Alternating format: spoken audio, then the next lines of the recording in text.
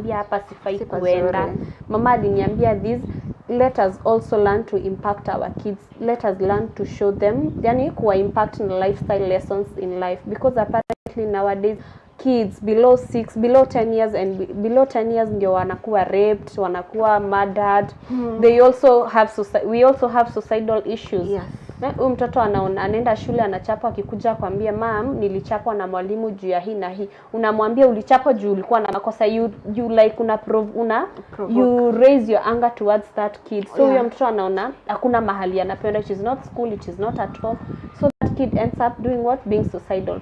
But in terms of rape, our young parents, me personally being a young parent, and also to all the parents that we are addressing today, be extremely careful about your girl child, your boy child.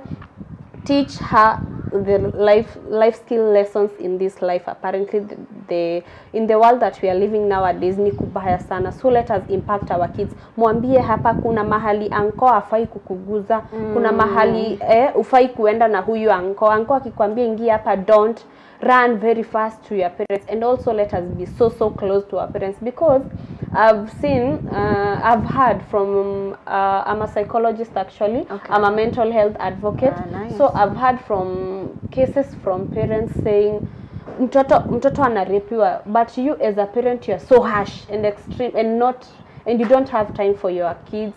So you are not even there. So it is only the child and the house girl ndio wako kwa nyumba. So mtoto hata akirepiwa, she doesn't have the audacity to tell you, because you as a mom utamuuliza wewe ulikuwa unafanya nini, ulikuwa yani you don't even listen to your child. Let us also learn to listen to our kids. Mtoto akikwambia nilichapwa hapa, niliguzwa hapa na anko, listen and take a step. Listen and take a step. And let us also teach our kids discipline, and also pia mavazi. Unajua mavazi pia ina nini, it lingers a lot on how our kids tunawadress pia nowadays. I was listening from a parent recently, I think it is last week. She was telling me there was a certain girl. That girl was so young, I think she was below 10 years. So the mama used to kukavalisha tumbo cuts, spaghetti, tights, booty shorts, and the girl is so young. So mtoto kuna mahali kwenye walikuwa naishi kwa hiyo estate, there was someone alikuwa ameishi kumezea huyu mtoto. So one day huyo mzee akarape mtoto. She dragged actually the kid. Alimdrag before he takes the action, he dragged the kid. So the kid alirepiwa hata bila akiwa unconscious, so bila yeye kujijua. After she was conscious, alikuwa shatolewa kwenye ameripiwa na akapelekwa kwa barabara. So mtoto alikuwa ametoka shule actually before, ndio huyo mtu akamkidnap akaenda naye kwake, akamdrag nini, ndio akamrape, then akamrudisha wapi? Kwa barabara. So mtoto ile time alijisikia, she didn't know what happened, but she was feeling pain from the back and front. So she was like, what is happening? But she was really afraid of the parents. Juu mzazi wake ni ule wa kumfokea. Usiniambie. You see such kind of parents who are so harsh to their kids. So this girl went home. She slept actually that night with the pain. Without talking to the parent, without telling the dad, without telling the mother. It is only the nanny who has always been there for this child. So the nanny, the next day, the kid alilala na uchungu, according to what the nanny was saying. Mtoto alilala na uchungu kabisa. So she couldn't express, and she was, you see, the way mtoto venye atatembea. So the nanny noticed the difference after ametoka shule. Akamchange. Mtoto alienda shule the following day? No, she didn't go to school. Ametoka shule. She has gone home. So amekula breakfast hiyo evening nini. So wamekaa hapo, they are talking, but the kid doesn't feel like talking, she's asleep. So the next day in the morning, mtoto alilala na hiyo pain. So the next day in the morning when the nanny was washing this kid, she noticed blood. The kid alikuwa anatoa damu mingi sana, and she was not okay. The nanny could tell this is not normal. So that's when the parent took a step ya kupeleka huyu mtoto hospitali, but the child doesn't know. And the parent has mzazi hajafundisha huyu mtoto pia life skills ya kujua ukiitwa na anko upewe hata sweet, si lazima uitikie. Let us also learn kuambia watoto wetu si lazima mtoto apewe kitu aitikie. You see, and even maybe the parents should also normalize kupeleka watoto lunch, Yeah. for shopping, wapeleke out, wanunulie hizo vitu zenye Fancy, yes, the hizo fancy vitu, stuff. yeah, Kwa true. sababu labda ile sweet ile moja umnunuliange mtu mwingine tena kumnunulia, hata kama unasema sweet si mzuri, or rather just take her or him and akule mahali a really nice restaurant. Yeah, true. I always say it is the smallest things that counts, eh? Yes. Si lazima mzazi akwe that able, si lazima uko na drive gari kubwa sana, si lazima, you can take your kid, even enda tu hapo kwa duka mbaye hiyo chocolate ya 10 bob 5 bob, that kid will appreciate and she'll know my mom is always there for me. My mom hata ile siku atapata pesa, she will always be there for me and she'll treat me right, sure. eh? Instead of society today is rotten and very, very rotten. We have also to be very, very careful as parents. So maybe to this generation in tuko saizi, what do you think, is there any gap that you see in this generation regards to parenting? Ini mnaona inakosa kwa hii generation yetu tuko saizi? Yeah, kuna a lot of things zenye zinakosa. Me being a parent, I didn't know when I became a parent. First of all, let me talk about myself. I didn't know nikipata ball, nikipata mtoi, I'm supposed to do this and this. So there is a gap between our parents and us. Eh? So our parents never impacted us. Me personally, I was not. They never impacted us. Wanatuambia Joan, whenever ukipata mtoto, this the life skills of life, unafaa kufanya hivi, you're supposed to stay like this, you're not supposed to take alcohol, there are things that you're supposed to limit yourself, you're supposed I never knew a lot of things concerning parenting until when I became a parent, I started learning. Is it that they are scared to talk to us? I think our parents are so scared.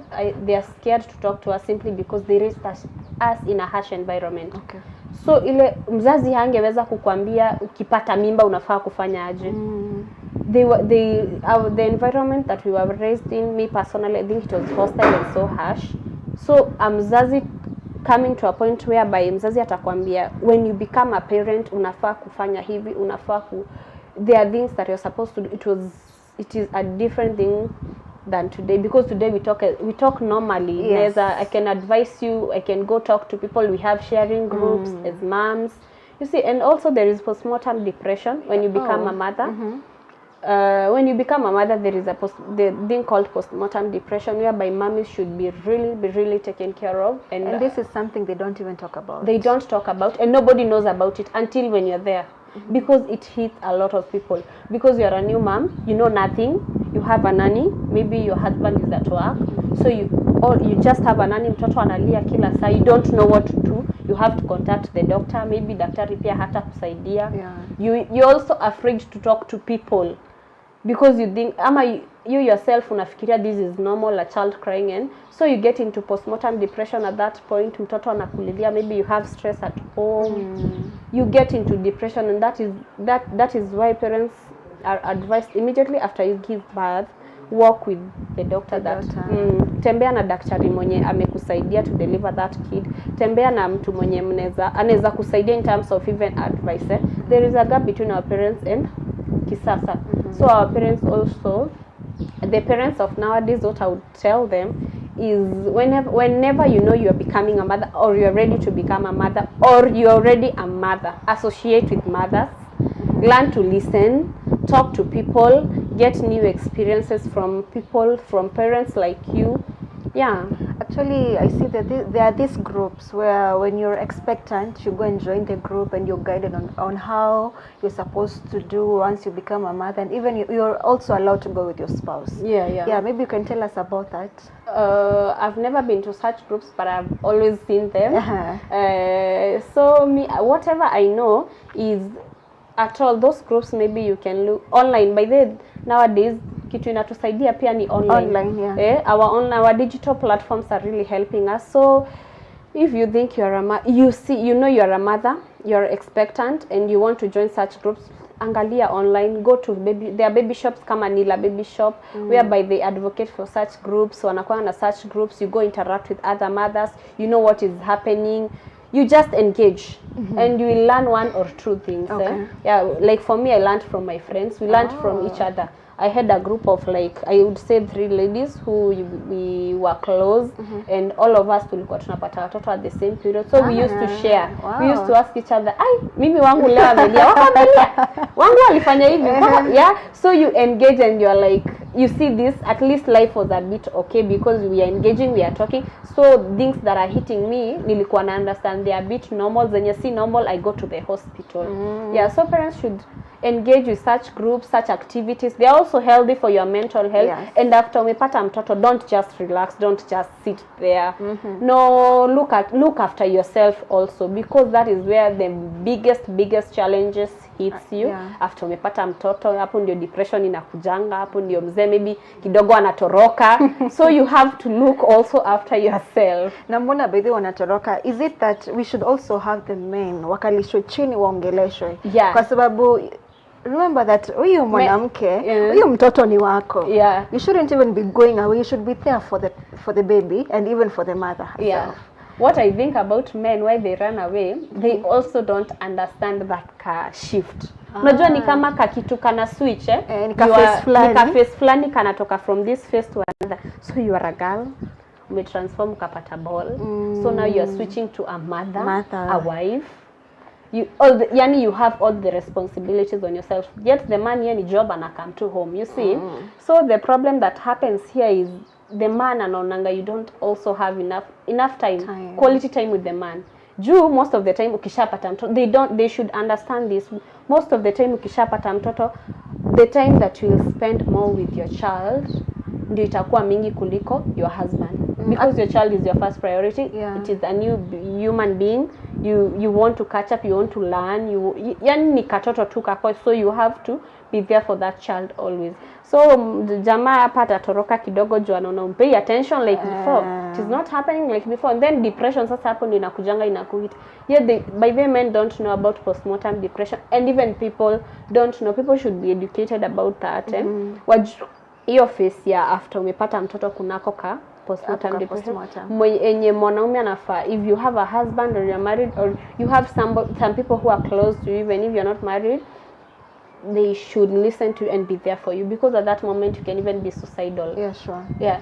But talking about where you've said that the love that the mother has inenanga kwa mtoto, you tend to forget about the husband. Yeah. Don't you think also that's something we also need to look at? Kwa sababu kumbuka, before the kid came, the husband was there. So why don't you like share the love equally? You cannot share the love equally, because even though okay, hata kama uta share equally, at least like a small percentage. Yeah, show the husband I still value you. Yes. But we also have a priority here. So most of women, I think most of our attention tend to shift from there to the child. Okay. I think there we should also balance, look at your husband, also look at the kid, because whenever you shift all the attention, na yeye ata shift pia attention nyumbani ende kwingine. So we should also try to balance. And they should also try to understand and try to help us in that period. Yeah. Because kuna wanaume, they don't even help, they don't even bother during that period. So you see a lot of moms, mtu akona pressure, akona stress, maybe hata hana mboch, you don't know do, unafanya kazi zote kwa nyumba, so pressure imejaa, so ile time hata kidogo unafikiri unaweza hauwezi hata pata time ya kushift attention yako towards the child to the husband. Your time utapata, but if the man is there for you, he's taking care of you and the child, at least let us balance. Let us look at him, and he should also look at you and the child. Hata you find that vyombo iko pale na kungojea, anataka afuliwe, labda hiyo time umefanywa CS, you can't even bend. Yeah, true. But women go through a lot. Women go through a lot, and we carry the heaviest baggages in terms of maybe marriage and responsibilities mingi. When ile time umepata mtoto, you have a lot on your head, a lot. Yani you're carrying a heavy load by people, and the society should understand that. I feel like this topic is going to be really prolonged. Now, how about we save that topic for another day? Yeah, true. Now back to parenting. So let's talk about early marriages.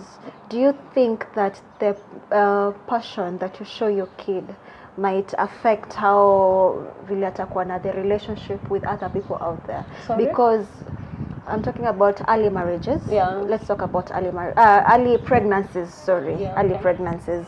You'll find the kid maybe because of the love that he or she does not get from the parent, anaenda kutafuta mali pengine. Do you think that also affects That affects the kids? It really does affect the kids, especially when hapa tunaongelelea a young parent. Yes. A parent who is not experienced, maybe atajakuwa exposed sana na maisha, he doesn't know what life is. So hata ile time amepata mtoto, hajui mtoto atamhandle aje, hajui atamleaje. Maybe she's a single mother, amepata tu mtoto huko tu nje. Maybe she's also at home. The environment at home, it's a bit hostile for her. It is harsh. Umepata mtoto out of wedlock, you're young.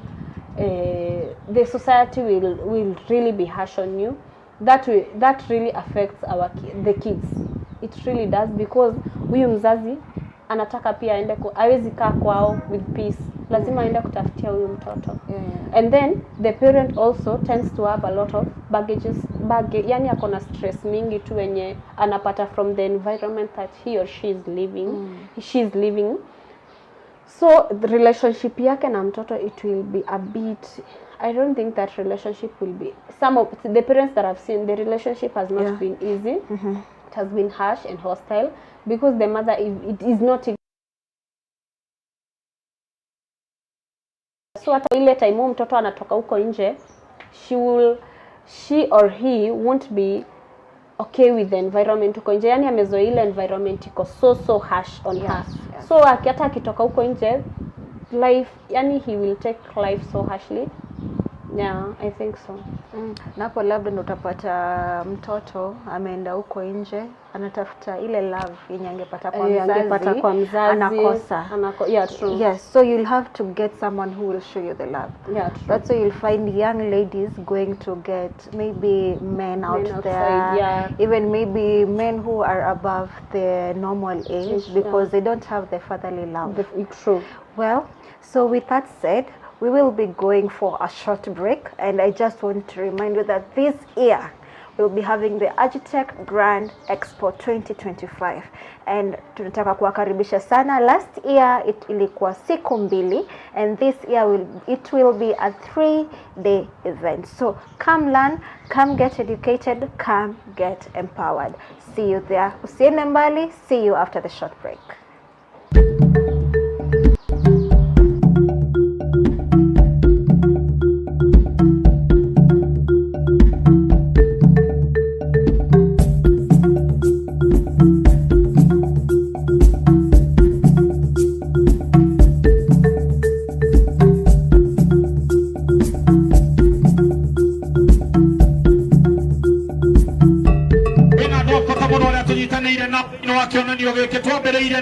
Yara East Africa kavo cia mwanya muno makiria twacokererwo ni andu angi abata muno makiria metagwo KECD, twacokererwo ni OCP. Asante sana. Amiran Kenya, we love you so much. Thank you very much. Osho Chemicals, thank you very much. Agitech Seed Drinks, thank you muno. Aria twetaga BASF, ao na tukamacokeria ngatho muno makiria. Andu megwitwo Green Life pia, thank you very much. Equity, thank you so much.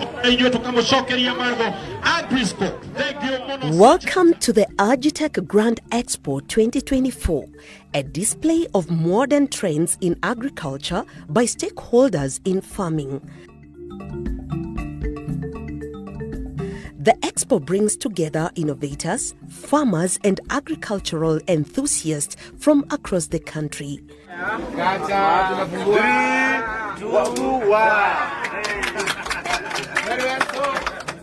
The two-day event, held at the Agitech Seedlings Farm in Motidi, showcased cutting-edge technologies, sustainable practices, and collaborative solutions to shape the future of farming.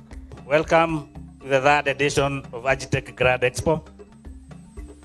The expo, with a profound and unwavering commitment to the noble duty of uplifting the standard of living of all farmers in all the farming pockets in the country. The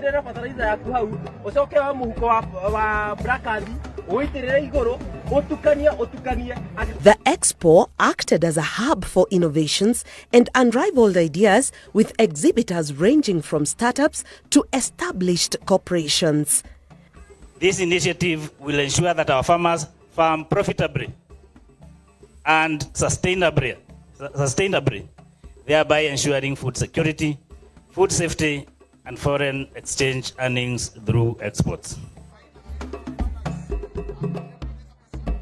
Held under the theme, Use of Smart Technologies in Scaling Up Agriculture Value Chains from Seed to Market, the expo aimed to bridge the gap between technology and traditional farming methods. All our Yara Knowledge Centers, including the one we are at today, serves as a hub where farmers engage directly with experts for optimal fertilizer usage, maximize yields, and soil health management for now and for future generation. Right here in Agitech, we've invested in a Yara Knowledge Center. It's available 24 hours throughout the year. So farmers are welcome to be able to ask questions, to visit and see practically what is happening. Also present were farmers, groups and cooperatives, SMEs, for example, agro-dealers and stockists, investors interested in agricultural ventures, NGOs working in the agricultural sector, students and academia studying agriculture, researchers and experts in agricultural science. Right now, only about 2.5% of the programs offered in our universities are agricultural based. So along the way, our plans are not aligning. But when I came, I was challenged because I saw a melting pot of ideas, great ideas. And I just knew that if I had come with my university student leaders, the message they would take back to the younger ones would be that agriculture is an exciting space. Let us go there. CBET training is competence-based education. Back, karibuni sana. Now just to remind you that leo tulikuwa tunaongelelea parenting, and I am your host Grace Moturi, and here is my guest by the name Joanne. And now continuing with our conversation, how can parents stay involved in their children's life without seeming overprotective? Because sasa unasikia mtoto anasema my mom is overprotective, I can't do this, I can't do that, nataka kufanya hivi but nikubali nifanye. So how can you balance that? I think how you can balance that is being there for your child first. Be a playful mom. Take your child out. Talk to him or her. Yani be an open-minded person. Mwambie what to expect in life. Mwambie mama iko hivi na hivi. Mama iko hivi na hivi. So whenever hata mtoto akipata boyfriend, in near future, akisha grow up at a boyfriend, this child will be able to talk to you. Akwambia, mom, there is this guy who is approaching me. Yes. This and this is happening, mom. So what should I do? You engage in such topics with your kid. Yani have that aka good relationship whereby whenever you take your kids out, unamsomesha, unamfundisha, unamwambia mom, and then learn to buy even for your child's gifts.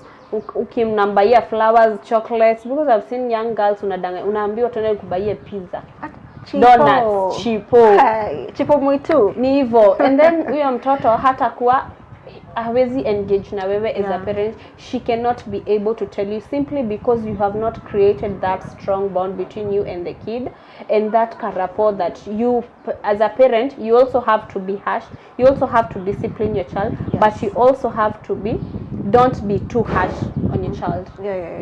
Be a bit, yani kuwa flexible na mtoto wako in a way that mtoto wako anaweza kuambia anything in his life that is undergoing. Ndio at any given point huyo mtoto ataka kuwa na any problem, or she's also celebrating a successful thing in his life, she will be able to approach you. It's not like us ile time hata tulikuwa tunapata boyfriend hata ungeonekana tu ama aote ilikuwa inanuka kwa hiyo nyumba. Kwanza nasema ile michunie ile mtu iko fresh. It was katika anatumana nyingine hataki kujua. Our parents, our parents, let us not put our kids in the same things that we underwent. At some point I remember my child used to tell me, mtoto wangu kuna time alikuwa ananiambia, mama auntie chapa hapa So I was like, anchapa wewe? Whenever I asked the auntie ananiambia hapana, mimi sijamchapa. So I learned, I could say my child ni ile tu ni kadogo juu, because hata mimi nilikuwa nakafanya hivi na kameta chapa. So I learned hapana, mtoto between the child and the house girl, nani anafaa kuambia na ukweli. So I learned to listen to my child. Apparently hata mtoto wangu akiniambia I have to consult and I have to think what I am doing first before ni react. Hata saizi the kids that we are raising nowadays, they want love. My child, They do. They really want love. They want to be pampered, but also let us pamper them and love them in a way that they are supposed to. Ndio mtoto asienda kama sisi, because some of the traumas, even some of the things that we fight even today, there are a lot, and hizi vitu ni vitu tume grow up nazo, so you fight a lot of trauma. Kuna watu hadi have listened to people, young girls and young women, unapata mtu mnapendana but you still have that trauma from your childhood, ile umegrow nayo, so kuna tu zile vitu zenye hadi unaogopa. You see? Yeah, so let us be so close to our kids. And even you find some situation where the childhood trauma, unapata mtoto kitambo hata hizi kuwa open na mzazi wake, kwa sababu let's say anataka kufanya kitu, ama labda let's say ametoka na kuna sometimes watu wanaenda football. Wameenda football, amechelewa, labda hiyo time they were playing this game ikaprolong kidogo. Basi mtoto anakuelezea, "Mom, leo tumechelewa kwa sababu kulikuwa hivi na hivi." Lakini wewe kama the same parent that we are still talking about, utamchapa, umwambie hapana, wewe ulienda kuzurura, sijui nilisikia niliambiwa hivi na hivi, you're doing this and that. I feel like that's not really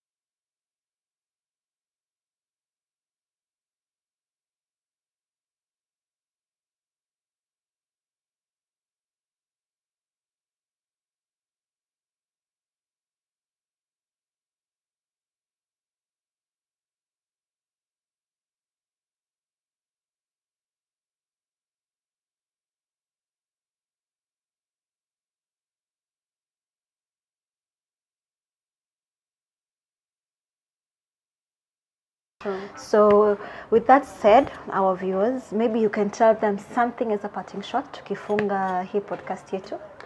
So one thing I would like to tell my young parents and my fellow parents also, let us learn to be wise. Let us also learn to be wise. Let us trust in God. Let us always pray for our kids, because where we are at right now, it is very scaring. It is we don't know the kind of world that we are living into right now. And it is a bit scaring. Let us learn to pray. Prayers is always the answer to everything. Let us pray for our children. Let us learn to tuwaonyeshe hata waende kanisa, tuwavaleshe mavazi zenye zinafaa, tuwasikize na tuwaongeleshe. And the last thing but not the least, kindly me follow. My name is Joan Golden on all social media platforms. I'm a psychologist and also I'm a mentor to young people, and I also advocate for mental health awareness. Hapo kwa maombi, I'd also want to emphasize, because one thing I can say is prayers really help. Ile maombi mzazi anakuombea, whereas even the kid is not into prayers, they really break walls. They break walls that even we don't even see. So guys, it was a privilege having you tonight and having you today, this wonderful Monday. Nataka pia kwa kumbusha tupatane pale Agitech Grand Expo on October 2nd, 3rd and 4th. See you there. Have an amazing evening. Adios.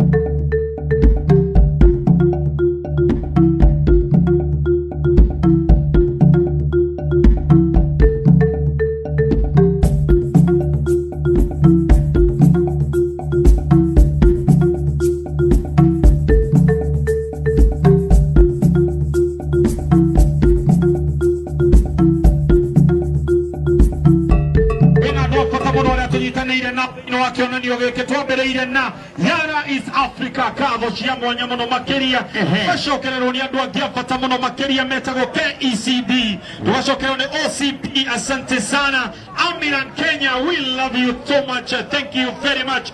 Osho Chemicals, thank you very much. Agitech Seedlings, thank you muno. Aria twetaga BASF aona tukamacokeria ngatho muno makiria andu megwitwo Green Life pia, thank you very much.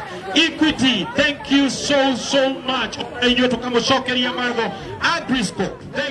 Welcome to the Agitech Grand Expo 2024, a display of modern trends in agriculture by stakeholders in farming, together innovators, farmers and agricultural enthusiasts from across the country. 3, 2, 1. The two-day event, held at the